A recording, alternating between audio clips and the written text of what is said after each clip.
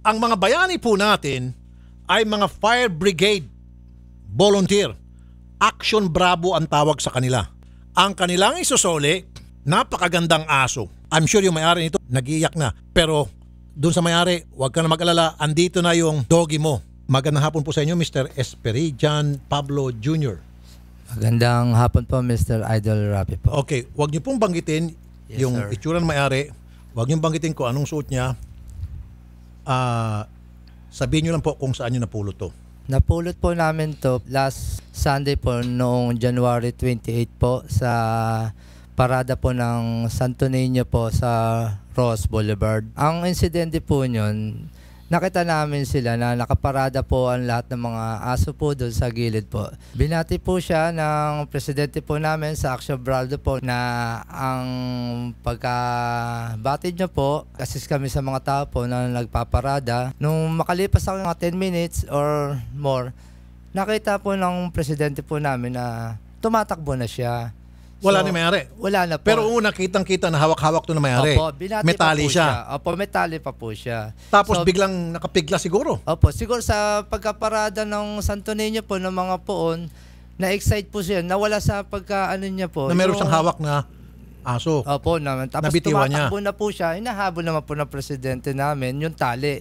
Buti sa inyong napunta, kayong nakakuha niya. Opo. Okay, anong klaseng aso ito? Anong lahi nito? Ang lahi po niyan is York Terrier mix Shih Tzu po. Yorkshire Terrier Opo. na kalahating mistisong Shih Tzu. Opo. Wow.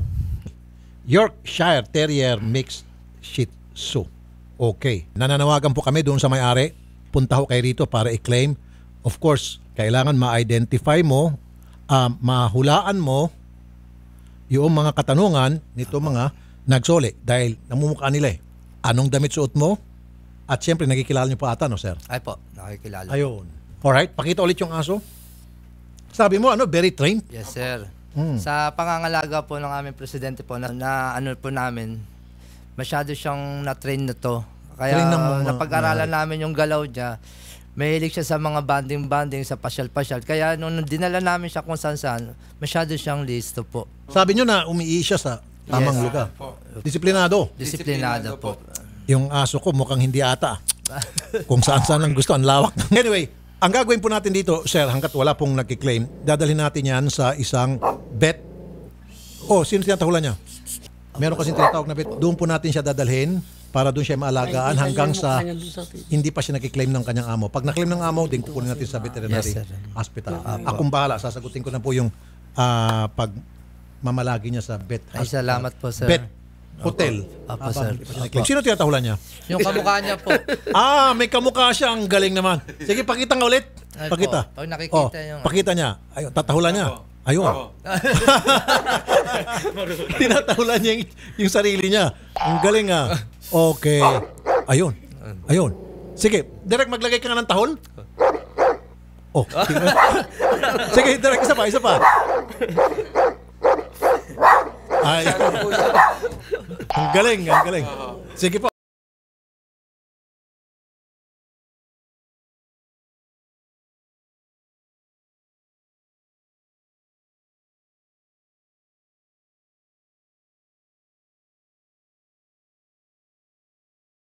Ayan, pakilala. Ako pala po si Sunny Katandihan. Ako po yung may-ari ng aso. So, kiniklaim niyo po na kayo may-ari ng aso. Kausapin natin si Mr. James Lim. Opo. Mr. James Lim, Action Bravo Fire Brigade, siya yung nagdala ng aso rito. Sir James, magandang hapon. Hi sir, Idol, magandang hapon po sa inyo. Meron pong 3 gentlemen nandito po sa aming studio ngayon at kiniklaim nila na sila po ang may-ari ng asong itinurnover nyo sa amin. Opo. Ang sabi niyo po sa amin, babae na medyo heavy, Opo. kamukha ni Klein. Hawig po. Kahawig ni Klein. Opo. Okay, medyo chubby. Nandito Opo. sir, ang layo opposite. Pamilyar ko mukha niyan, sir. Pero mga nandito sa mga lalaki sila sir ha? Opo. Oh, paano to sir? Ito yung 29, sir. Kilala ko itsura niyan. Sino po? Ito yung may damit na nakasalikon 29. Yung damit na may tunay, kilala niyo po siya? Pamilyar ko yung mukha niyang tao na yan, sir. Okay, so... Pati yung may bigote na yan, kilala ko rin, sir. Pamilyar ko rin yan. Okay. Opo, etong nagpapanggap na siya ang may-ari, sir. Unang-una, kailangan ko sila makita sa personal sa may presinto. Nanonood ba kayo sa TV ngayon? Sir, nanonood ba kayo ng TV ngayon? Kasi alam niyo, may number 29. Nasa harapan po ako ng TV ngayon. Okay, sige. Kapag humarap sa presinto, ngayon pa lamang, sir, pwede mo na sabihin kung siya o hindi. Hindi po siya, sir. Honest to God, hindi po siya. Ay, hindi po. Ako po talaga ang tunay na may-ari po, sir. Kasi Hindi po kayo, sir. Kasi Ay, hindi po. ako po Kasi yung... nung Ako muna magsalita. Hindi tayo magkakaintindihan. Ako muna, pakinggan mo ako. Sige po. May-ari ng aso na yan, isang naka-short na puti, tapos t-shirt na puti, hawak ng babae po, Ay, naku. medyo chubby, Hindi po yun. malaki po kay Ma'am Hindi Client. po totoo. Tapos Honest to ang God. sabi, nagkakaroon daw ng problema yung grupo namin. Kasi may nangaangkin daw ng aso na yan. Willing ako mag-story nito. Ngayon, bakit ka magpapanggap? Di sana hinabol mo kami, bit-bit namin yung aso na yon. Ako naman po ha. Oh, sige. May nagturo po, nakaupo doon sa may punong kahoy habang nagparada, ma'am. Ganito po, yung aso, hinabol na po namin sa kadaming tao. 3 po kami naghabol. Ako nagbantay sa tindahan nito. Ngayon po napidlas yung aso, nakatakbo. Pagtakbo doon pala tumakbo sa maraming tao po. Nung ngayon naghabulan po kami, hindi po namin nakita yung aso kung saan napunta. Kasi ang nagturo po sa amin yung nakaupo ng punong kahoy na dinaanan nila ng parada, ang sabi niya, ang nakapulot, yung nakapulang grupong t-shirt. Sir James, ako muna magsalita. Opo, Meron opo. po picture dito. Pwede ba i-upload dyan sa TV? I-ingest natin?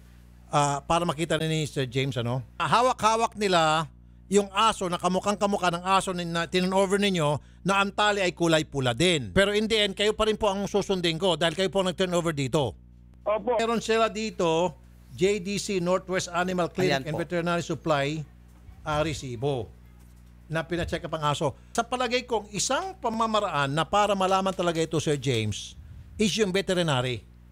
Opo.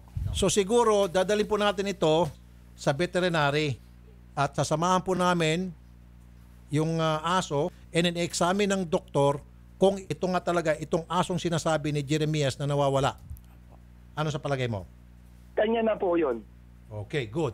Sige po, Opo. Sir James, ganun lang po. Idol, magandang hapon po. Magandang hapon po din, Sir James, Opo. at sa iyong mga kasama. Thank you po, God bless. Mabuhay ko kayong lahat dyan sa Action Bravo Fire Brigade. Bigyan natin ng malaking pasasalamat dahil inisponsor nila yung yung pagtira. Opo, Tinala po namin to sa isang pet hotel. Pet Opo. hotel. Salamat sir. Pag napatunayan po, sir, ng veterinarian na sa inyo to, inyo na to. No problem. Salamat po sir.